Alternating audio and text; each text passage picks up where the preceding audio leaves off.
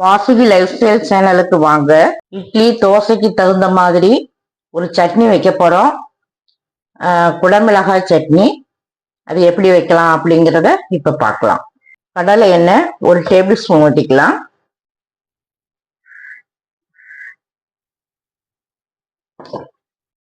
Cut பண்ணி வச்சிருக்கிற குடமிளகாய் சேர்த்துக்கலாம். 1 குடமிளகாய் சேர்த்துருக்கேன். முதல்லயே குடமிளகாய வதக்கி வச்சுட்டு எடுத்துக்கிட்டு மற்றதெல்லாம் அடுத்து வறுத்துக்கலாம். மிளகாய் நல்லா வதங்கி வந்துருச்சு. இப்போ எடுத்துக்கலாம்.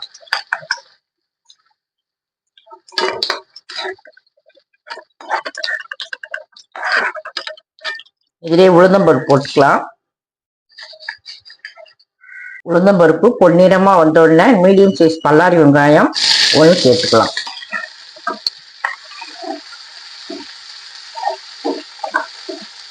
பச்சை மிளகாய் காரத்துக்காக ஒரு 6 மிளகாய் சேர்த்துட்டேன். அவங்கவுங்க காரத்துக்கு தகுந்த மாதிரி சேர்த்துக்கலாம்.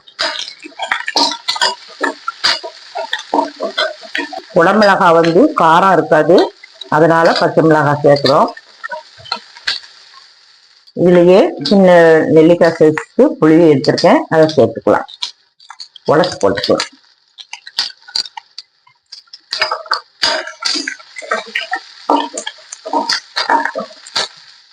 இதுலயே கொஞ்சம் கருவேப்பிலை சேர்த்துக்கலாம்.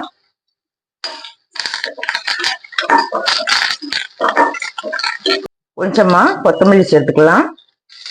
லேசா வதக்கினா போதும், ரொம்ப வதங்குங்கிறது இல்லை.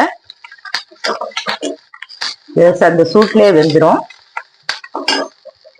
இப்போ வதக்கி வச்ச குடமிளகாயை அதில் சேர்த்துக்கலாம். ஒரு கிண்டி விட்டு அப்படியே அடுப்பு ஆஃப் பண்ணிக்கலாம்.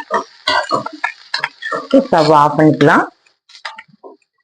இதை ஆற வச்சு மிக்ஸி ஜார்ல போட்டு அரைச்சிக்கலாம்.